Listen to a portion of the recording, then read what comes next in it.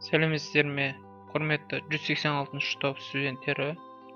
Бүгінгі сабағымыздың тақырыбы тежеу жүйесіне техникалық қызмет көрсету.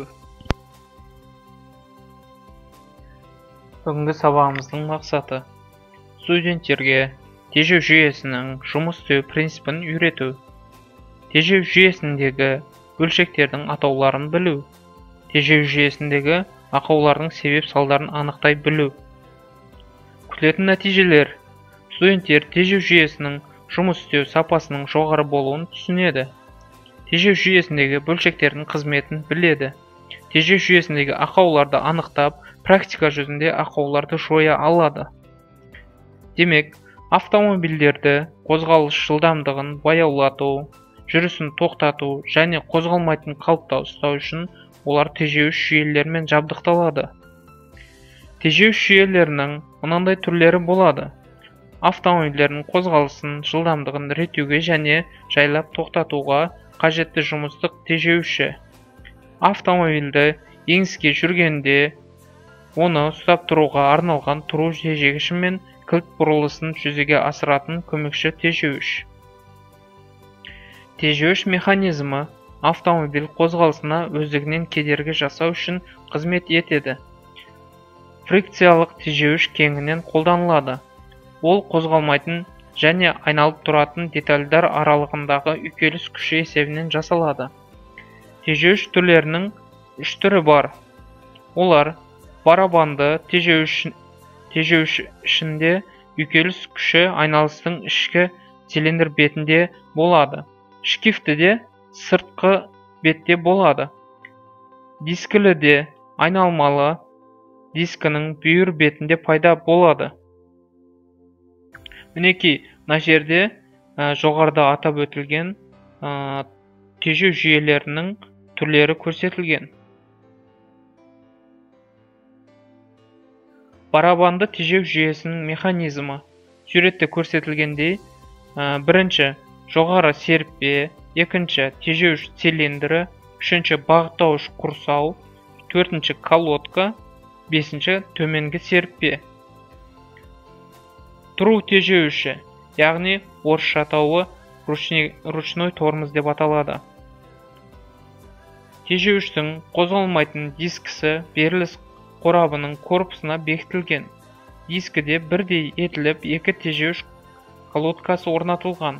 Ол барабанның ішіне орналасқан. Тежеуіш барабаны беріліс қорабының жетекші білігіне екінші бекітілген. Тежеуіш колодкасының сыртына фрикциялық жапсырма бекітілген. Реттеуіш құрылғысы корпусында орналасқан. Колодканың төменгі шетіне саусақтары арқылы реттеуіш винтінің конусты қалпақшасына тіреледі.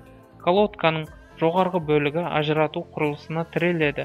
Ажырату құрылысы стерженнен және екі шариктен тұрады.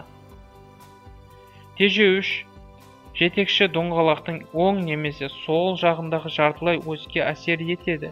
Сөйтіп, бұрылыс орталығына жақын жетекші доңғалақты тежейді. Қажет болған жағдайда бұларды жұмыстық және тұру тежеуші ретінде қолданылады. Мінекей, тежеуіштің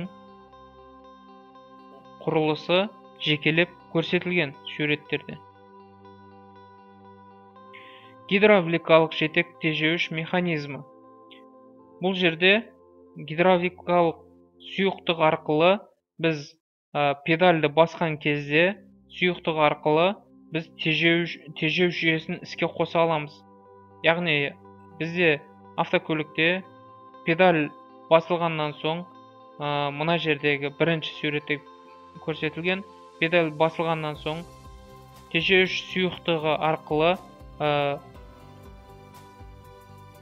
тежеу жүйесіне барады, доңғалақтарға барады және сұйықтықтың сығылу арқылы жүйеде сығылу пайда болып, тежелу пайда болады. Гидравликалық жетек жүйесінде басты тежеуіш цилиндр мен доңғалақ цилиндрдің аралығында тежеуіштің гидравликалық күшейткіші қосылған. Двигательдің түтік өткізгішінің сору нәтижесінде пайда болатын сиретілу вакуум автомобильді тежеуішпен басқаруды жеңілдетеді. Пневматикалық жетекті тежеуіш механизмдері. Мінекей суретте көрсетілген пневматикалық жетекті тежеуіш механизмдері. Әсіресе бұл жүк көлік автокөліктерінде жиі қолданылады. Қолданыста жиі қолданылады. Доңғалақ тежеуіш. Доңғалақ тежеуішке диск, ол бас берілістің фланеці корпусінен қозғалмайтын етіп орнатылған. Дискеге эксцентрикті саусақтар монтаждалған, оған тежеуіш колодкасының шеті тіреледі. Колодканың басқа шеттері ажырату жұдырығына тіреледі. Оның білігі дискіге бекітілген. Кронштейнде пресстелген втулкада айналады. Штоктың тежеуіш камерасымен жалғасқан. Кронштейн дискімен қатаң байланысқан. Ажырату жұдырығының шлицті шетінде реттеуіш рычаг орналасқан.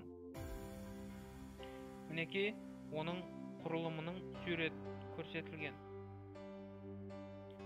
Ауа айдағыш екі цилиндрлік компрессор. Бұл жерде компрессор, яғни сығылу арқылы жұмыс істейтін құрылғы болып есептелінеді. Құрметті студенттер, тежеуіш жүйелерінің ақаулары жайлы біз өткен курстарда да және де өткен тақырыптарда да қысқаша мәлімет айтылған болатын. Тағы да мен толықтыра кететін мәліметтер бар. Бірінші, тежеу колодкаларының фрикциялық жапсырмалары мен тежеуіш барабандарының тозуы. Екінші, гидравликалық және пневматикалық жетектердің герметикалық болмауы. Үшінші, гидравликалық жетек жүйесіне ауаның енуі, ондағы тежеуіш сұйығының тежеуіштің пневматикалық жетегінде ауаның жеткіліксіздігі. Төртінші, тежеуіш колодкасының барабанға жабысып қатып қалуы. Бесінші, басты тежеуіш цилиндрінің ауа және компенсациялық тесігінің бітелуі. Мінекей, құрметті студенттер, тежеуіш жүйесінің жұмыс істеу принципі, олардың ақаулары және де құрылымы, қандай түрлер бар екендігі жайлы мәліметтер білдік. Енді келесі біз үйге тапсырма. Үйге тапсырма ретінде бірінші, фрикциялық тежеуіштің қандай түрлерін білесіңдер. Екінші, автомобильдер тежеуіш жетектерінің қандай түрін қолданады. Автомобильдің тұру тежеуішін қалай айырады. Төртінші, гидравликалық және пневматикалық жетекті доңғалақтың тежеуіш механизмін қалай айыруға болады. Бесінші, тежеуіш жүйесінің негізгі ақауларын атап өтіңіз. Мінекей, құрметті студенттер, осы сұрақтарға үйде жауап беретін боласыңдар. Толықтырып, дәптерлеріңе жазып, мәліметтерді атап өтесіңдер.